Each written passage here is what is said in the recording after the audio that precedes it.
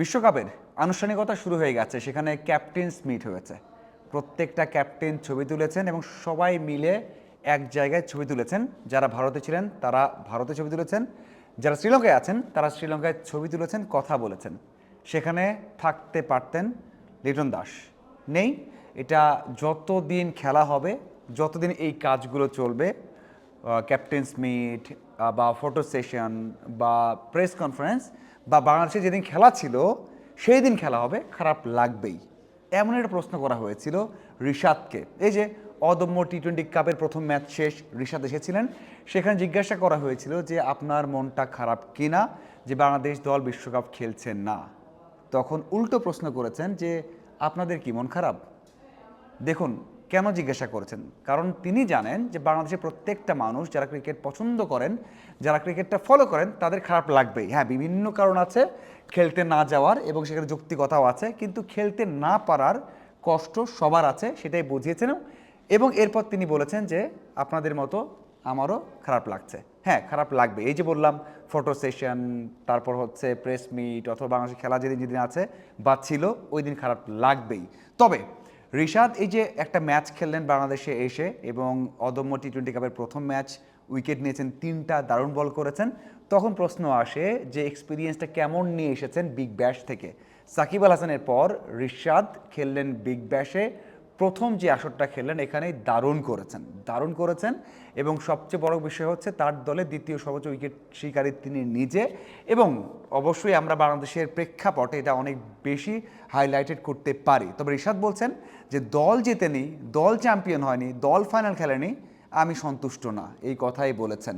এবং এখানে আরও একটা প্রশ্ন এসেছে, কারণ আমরা প্রশ্ন করতেই পারি, সেটা হচ্ছে গেল একটা মাস বাংলাদেশ ক্রিকেট অঙ্গনে অনেক কিছু ঘটে গেছে। বিপিএল হয়েছে, সেখানে ম্যাচ নিয়ে কথা হয়েছে, মালিকানা নিয়ে কথা হয়েছে, প্লেয়াররা বিপিএল বর্জন করেছেন বা একদিন খেলেননি। এছাড়া বিশ্বকাপে খেলা হবে কি হবে না, এইসব নিয়ে অনেক সময় অনেকে অনেক কথা বলেছেন। কোনো কিছুর মধ্যেই কিন্তু রিশাদ ছিলেন না, কারণ রিশাদ বাংলাদেশে নেই, তার পুরো ফোকাস ছিল বিগ ব্যাশে। এবং তিনি সেটাই বলেছেন যে আমার আসলে অন্য কোথাও ফোকাস ছিল না, ফোকাস ছিল শুধুমাত্র খেলাতে, এবং সেখানে আমি খেলেছি। এবং যারা ছিলেন আশেপাশে, রিকি পন্টিং, ব্রেটলি, স্মিথ, তাদের কাছ থেকে শেখার চেষ্টা করেছেন কিভাবে আরও বিনয়ী হওয়া যায়, কিভাবে আরও ভালো পারফর্ম করা যায়, কিভাবে ইন্টারন্যাশনাল অঙ্গনে আরও ভালো সাফল্য পাওয়া যায়, সেটা শিখেছেন। কিন্তু বলেছেন যে সেই কথাগুলো মিডিয়াতে বলবেন না, কারণ কি শিখেছেন সেটা সব জায়গায় বলতে চান না, মাঠে সেটা অ্যাপ্লাই করতে চান এবং সাফল্য পেলে আমরাই বুঝতে পারবো যে তার ওই শেখাগুলো কাজে লাগছে, সেটাই কিন্তু তিনি বলেছেন। এবং সবচেয়ে বড় বিষয় হচ্ছে একটা আশাবাদীর কথা বলেছেন, যে তাকে জিজ্ঞাসা করা হয়েছিল অস্ট্রেলিয়াতে যে কেন বাংলাদেশের অন্য ক্রিকেটাররা খেলতে আসেন না, অন্য জায়গায় খেলেন না। তখন রিশাদ ভালোভাবে বলেছেন যে তারা সুযোগ পাচ্ছে না, সুযোগ পেলে অবশ্যই খেলবে। খুব ভালো একটা কথা বলে এসেছেন, অবশ্যই একটা যোগসূত্র করেছেন বা একটা সেতু তৈরি করেছেন, ব্রিজ তৈরি করেছেন, যে বাংলাদেশের আরও বেশ কয়েকজনকে যদি অফার করা হয় খেলার জন্য, খেলতে আসবেন। সেটা নেক্সট ইয়ার হতে পারে, অন্য কাউকে হতে পারে, অন্য কেউ যেতে পারেন। রিশাদের এই একটা কথাতে আরও 2-1জনের সুযোগ তৈরি হতে পারে বিগ ব্যাশে। রিশাদ ভালো করেছেন, সেই ব্র্যান্ডের ক্রিকেট আরও 2-1জন মানুষে খেলছে। এখন সবাইকে টপ ক্লাস বলা যাবে না, হয়তো পারে তাসকিন হতে পারে, মুস্তাফিজ হতে পারে, সেখানে লিটন দাস হতে পারে, আর তাহিদ হৃদয় হতে পারে, সাইফ হতে পারে, আরও কোনো বোলার হতেই পারে। এবং সেই কাজটা কিন্তু তিনি করে এসেছেন। এবং ওই যে বলেছেন এক্সপিরিয়েন্সগুলো খুব কাজে লাগবে। এবং অস্ট্রেলিয়া তারা মেন্টালি এত ভালো, বলেছেন যে স্কিলে খুব বেশি ডিফারেন্স নেই, কিন্তু মেন্টালিটি তাদের টপ ক্লাস, এবং এই জন্য তারা এগিয়ে গেছে। সেখান থেকে রিশাদ শিখে এসেছেন, সেটা এখন কাজে লাগাতে চান, বারবার বলেছেন। এবং একটা বিষয় সবার আগে চলে আসে, হাথুরু সিংহে সেখানে ছিলেন, তার সাথে দেখা করেছেন, কথা বলেছেন, আরও কোন জায়গায় উন্নতি করা যায়, দুজনেই খুশি হয়েছেন, দেখা হয়েছে, এবং আরও কোন জায়গায় উন্নতি করা যায় সেটা চেষ্টা করেছেন হাথুরুর কাছ থেকে শেখার। হাথুরু তাকে শেখানোর চেষ্টা করেছেন, সে কথা কিন্তু এখানে রিশাদ বলেছেন।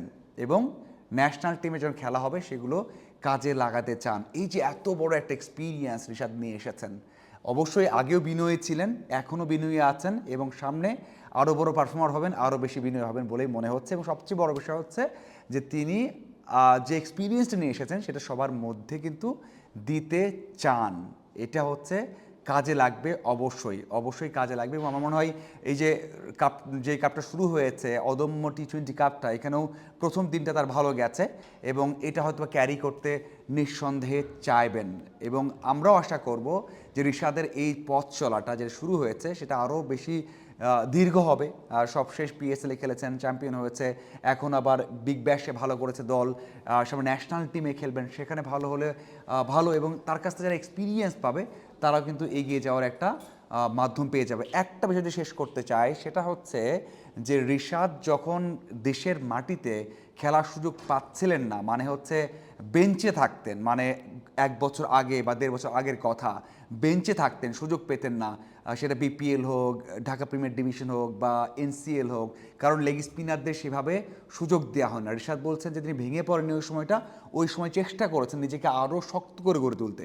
এটাও কিন্তু শেখার আছে, যারা নতুন করে আসতে চান, যারা সুযোগ পাচ্ছেন না, বেঞ্চে আছেন, তাদের কিন্তু এই কথাটা ইম্পর্টেন্ট যে রিশাদ বলতে চাইছেন যে বেঞ্চে থাকার সময়টাও কাজে লাগালে বড় হওয়া যায়, এবং সেটাই কিন্তু সবার মাঝে ছড়িয়ে দিতে চান। আমার মনে হয় রিশাদ সঠিক মেন্টালিটি নিয়ে ছিলেন এবং এখন সেটা আরও বেশি সমৃদ্ধ হয়েছে, আরও বেশি ভালো হবে।